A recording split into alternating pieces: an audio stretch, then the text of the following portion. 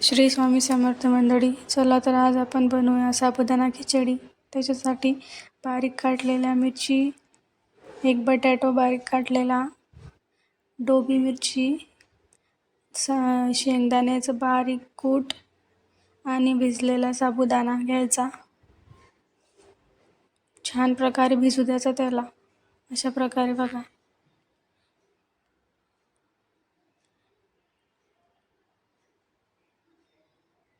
त्याच्यानंतर गॅसवरती कढई ठेवायची.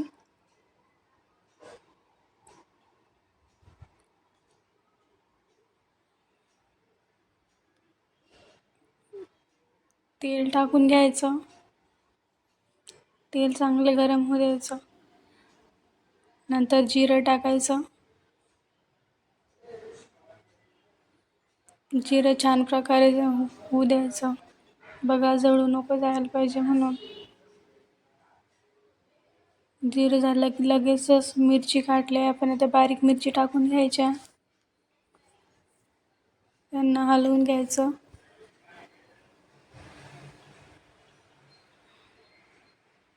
थोड्या होऊ द्यायच्या, जास्त नाही होऊ द्यायच्या.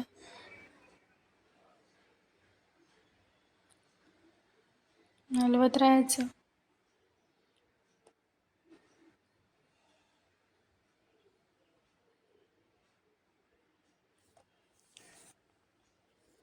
नंतर आलू टाकून घ्यायचा. आलू पण हलवत राहायचं.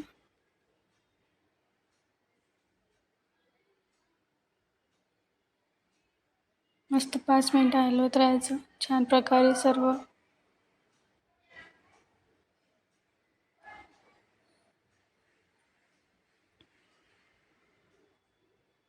लगेचच ते ढोबळी मिरची काटलेली ती टाकून द्यायची त्याच्यामध्ये. सर्व एकत्र करून घ्यायचं. छान प्रकारे हलवत राहायचं.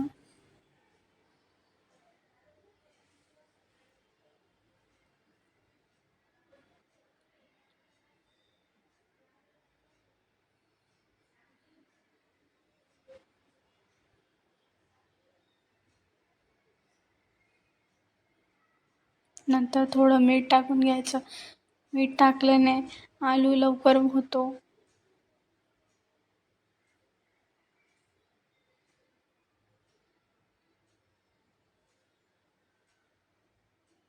थोडं हलवत राहायचं. सर्व मिक्स करून घ्यायचं.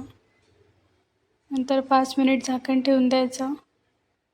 गॅस थोडा स्लो ठेवायचा. नंतर काढायचं. बघू शकता छान प्रकारे झालेला आहे.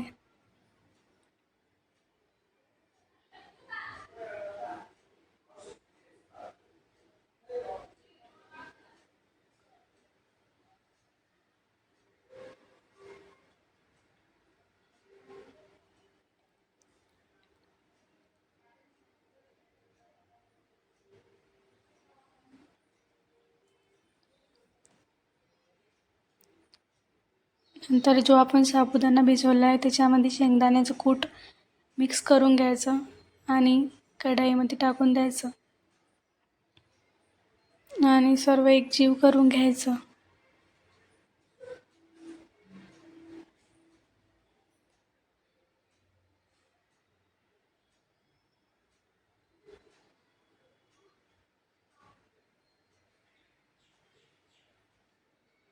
नंतर 5-10 मिनिट तिच्यावरती झाकण ठेवून द्यायचं.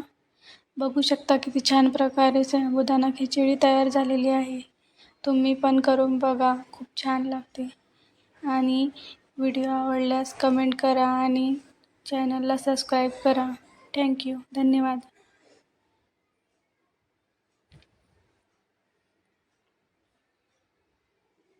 एक वेळेस बनवली नाही साबुदाणा खिचडी, परत परत बनवणार आणि खाणार.